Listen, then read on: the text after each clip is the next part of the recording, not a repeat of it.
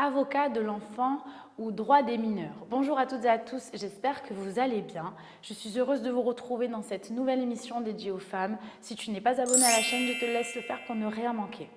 Lorsque les parents se séparent, l'enfant a le droit de donner son avis sur la situation et c'est l'article 388.1 du Code civil qui le prévoit. Aujourd'hui, c'est maître Anaïs Paoloni, avocat au barreau de Marseille, qui abordera le sujet et c'est tout de suite dans les interviews de Rebecca. Nous les femmes, nous avons une vie à 1000 à l'heure et nous nous retrouvons facilement dépassées. Je m'appelle Rebecca Attias, je détiens le diplôme de docteur en pharmacie et j'ai créé cette chaîne pour vous aider dans votre quotidien de femme et de maman. Comment ça se passe? Je vous propose une interview toutes les semaines avec un spécialiste pour aborder tous les thèmes relatifs à la femme, la maternité et le postpartum.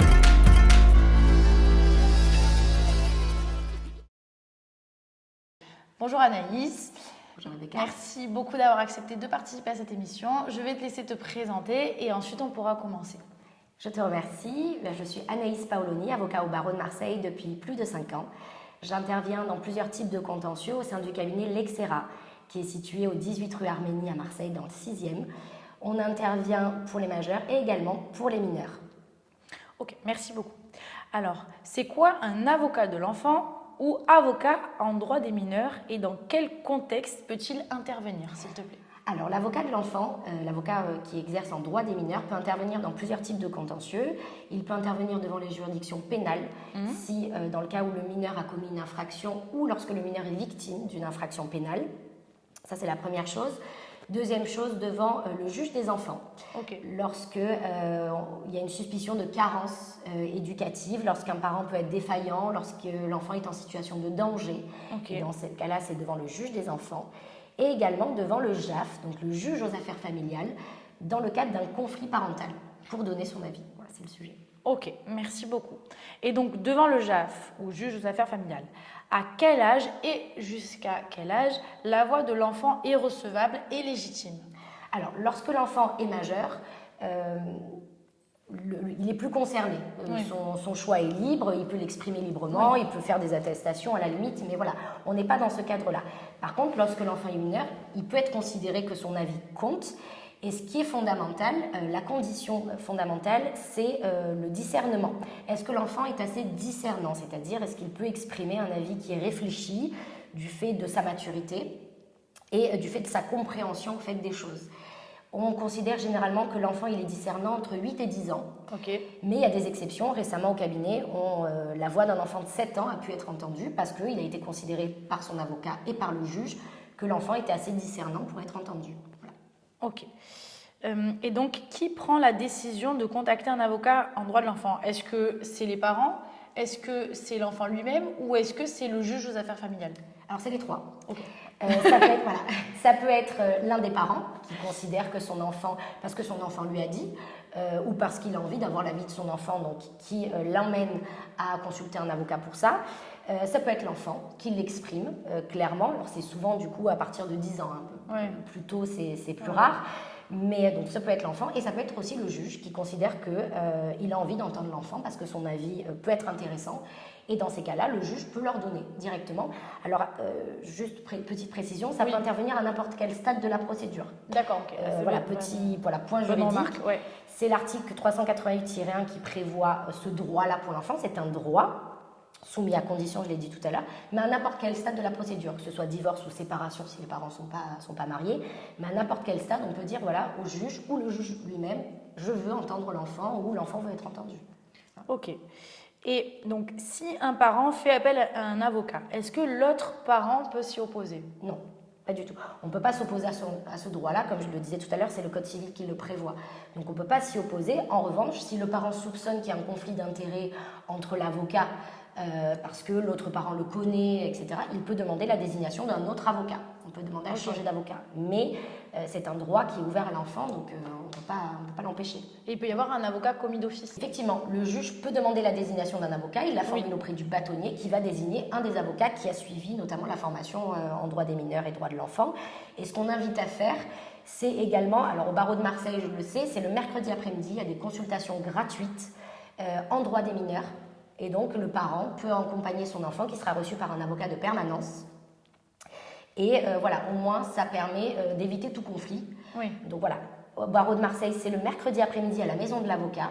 Ok. Dans les autres barreaux, je vous invite à vous renseigner auprès de l'ordre du barreau qui est concerné. Ok, donc du coup, merci. Donc, quel est le rôle de l'avocat de l'enfant dans le cadre d'une procédure devant le juge aux affaires familiales? Alors, l'avocat de l'enfant, il a un rôle spécial, c'est-à-dire qu'il est avocat, certes, mais il accompagne l'enfant. Donc, il y a toute une psychologie à prendre en compte. Et oui, c'est ça. Voilà, on n'est pas dans le cadre d'un majeur qui vient pour un contentieux ou pour un conseil, c'est un enfant. Donc, voilà, il y a une façon de prendre l'enfant, de l'accompagner. Et le but de l'avocat de l'enfant, c'est d'accompagner la parole du mineur. Il ne parle pas à sa place, il ne le représente pas, il ne l'assiste véritablement pas, mais il l'encourage à parler et à s'exprimer. Donc l'avocat reçoit l'enfant. Très important, il le reçoit seul.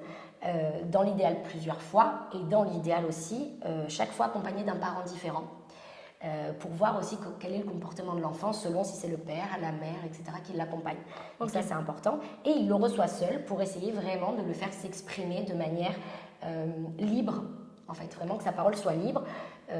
Voilà. Et c'est à ce moment-là aussi que l'avocat décèle si l'enfant est assez discernant ou pas pour que sa parole soit prise en compte devant le juge. D'accord.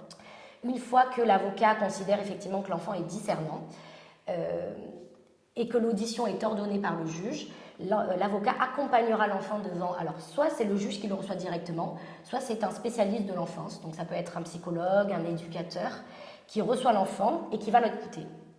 Qui va l'écouter assisté de son avocat seulement. Il n'y a pas de parents, il n'y a que l'avocat et le mineur. Il va l'écouter, il va prendre des notes afin de rédiger un rapport. Alors, ce qui est très important, c'est que ce rapport-là, il sera transmis de toute façon aux parents et on prévient l'enfant dès le départ de cela pour effectivement lui dire, voilà, avant que le rapport soit rédigé, l'éducateur ou le juge ou le psychologue lui relit ce qu'il a écrit et l'enfant peut demander à ce que certaines choses soient enlevées, à ce que certaines choses soient modifiées pour éviter de heurter, par exemple, l'un des deux parents. Mais voilà, ce qui compte et ce qui est fondamental, c'est l'intérêt de l'enfant. Il ne faut pas que, c'est souvent le cas dans les conflits parentaux, malheureusement, que l'enfant soit un peu le moyen de pression c'est ça. voilà, d'un des deux parents. On le rappelle systématiquement, que ce soit l'avocat de l'enfant, que ce soit le juge, que ce qui est primordial et ce qui compte avant tout, c'est l'intérêt de l'enfant. On n'enlèvera jamais un droit de visite, on n'ôtera jamais un droit de visite, sauf en situation de danger, effectivement, parce que c'est fondamental pour un enfant de maintenir ces liens-là. Oui. Voilà. Donc l'intérêt de l'enfant compte et sa parole aussi.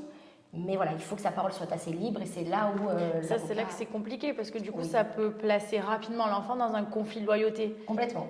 Et ça, c'est une pression pour lui. Voilà, c'est une pression Oui, pour lui. Bien sûr.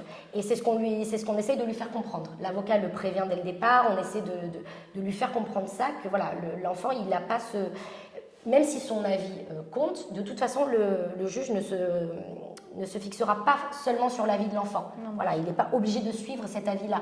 Mais c'est bien que l'enfant puisse s'exprimer s'il le souhaite, expliquer certaines choses, évidemment. Mais voilà, sa parole, il ne faut pas qu'il considère qu'il soit... Il ne faut pas instrumentaliser l'enfant, il ne faut pas C'est que ça. l'enfant... Voilà, Parce que du coup, comment on vérifie si l'enfant n'est pas manipulé par un parent et donc tenir des propos déformés et voire faux? Alors, il y a des choses qui sont flagrantes, d'autres moins. Le risque zéro, il n'existe pas, voilà, effectivement. Mais voilà, on part du principe quand même que l'enfant est mineur. Alors, bien sûr, s'il a 16 ans, c'est pas la même chose que s'il en a 10. Parce que selon l'âge, dans 7-8 ans, tu te pas comportes... le même Voilà, pas le même vocabulaire, évidemment. pas le même ressenti, on s'exprime. Tout à fait.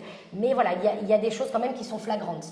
Un enfant doit avoir un discours d'enfant, doit avoir des mots d'enfant, des mots d'ado, mais pas des mots d'adulte. Il y a des formulations, l'avocat décèlera et le juge très vite que c'est le parent qui l'a dit et l'enfant répète. Oui. Voilà. C'est pour ça que l'avocat doit recevoir seul l'enfant et plusieurs fois. Vraiment lui poser des questions de manière différente et l'emmener à s'exprimer. Et c'est là où le discernement compte véritablement, parce qu'à partir du moment où l'enfant il est assez mature pour avoir un raisonnement qui est réfléchi, c'est qu'on considère qu'il n'est pas manipulé. Et qu'effectivement, d'ailleurs les enfants l'expriment aussi eux-mêmes quand ils sont assez discernants, de dire maman me dit ça, papa me dit ça, moi je ne suis pas trop d'accord. Voilà, donc il peut répéter ce que le parent lui dit, mais tout en ayant un raisonnement derrière. Et c'est là où on considère qu'effectivement le discernement ne fait pas de doute. Ok. On va finir par qui règle les honoraires de l'avocat de l'enfant. Alors, oui, c'est du travail. Voilà. Alors, si les deux parents sont d'accord pour que l'enfant soit entendu, ils peuvent choisir de régler tous les deux l'avocat. Il n'y a pas de doute. Là, c'est dans le meilleur des cas, quand les parents s'entendent, voilà. Sinon, l'un des deux parents peut régler, mais ça peut créer un conflit.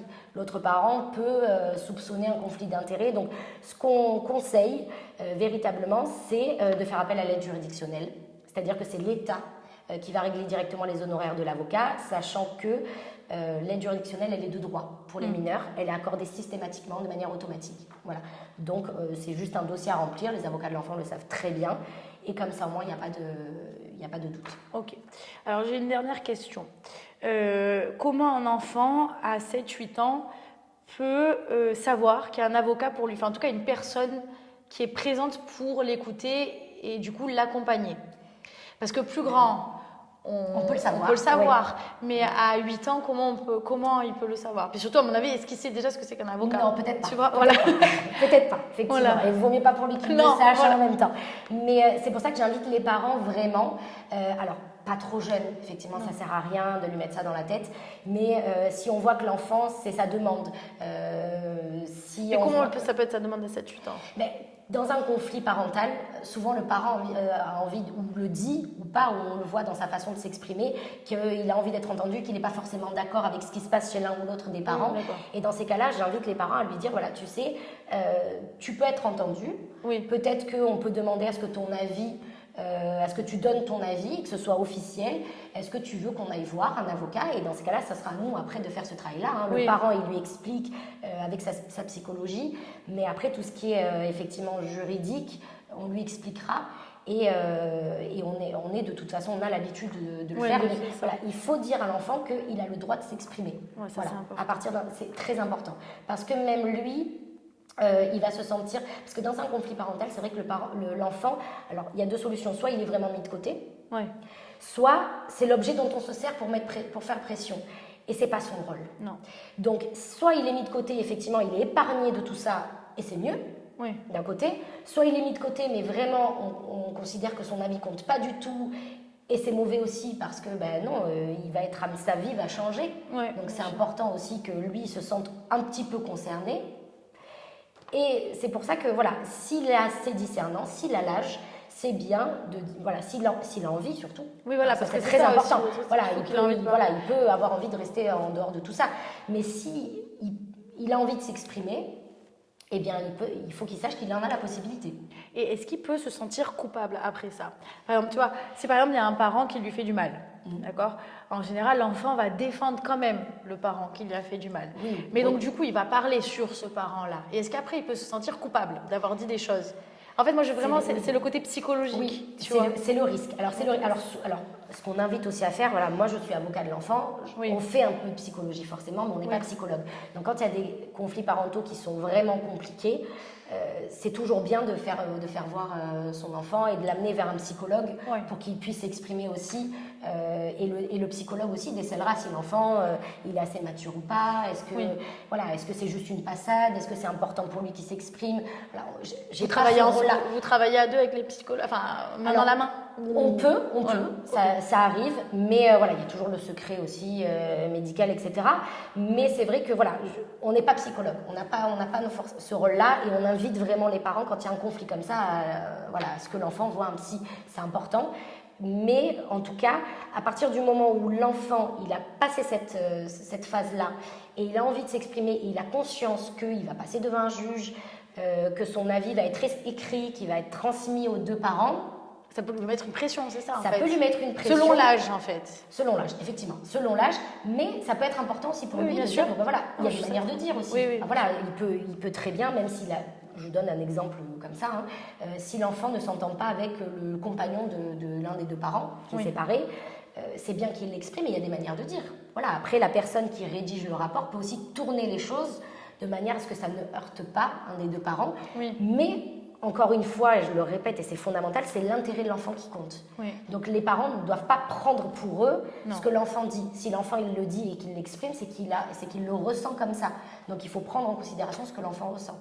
Voilà, Ok, c'est important. C'est important. Bah, écoute, merci beaucoup Anaïs et on se retrouvera pour aborder d'autres sujets. Oui, j'invite tous les parents, enfin voilà, si besoin d'un avocat de l'enfant, on le traite effectivement au cabinet, je disais l'Excera, et si vous avez besoin de trouver d'autres avocats spécialisés en droit de l'enfant et droit des mineurs, vous pouvez vous rendre sur l'application qui est toute récente, qui s'appelle monavoc.com. Merci beaucoup. Je t'en prie. C'était maître Anaïs Paoloni, avocat au barreau de Marseille, pour répondre aux questions que l'on se pose en droit des mineurs. Et nous nous retrouvons la semaine prochaine avec un nouvel invité pour une nouvelle interview. Je te le rappelle, si tu n'es pas abonné à la chaîne, je te laisse le faire pour ne rien manquer. À très vite.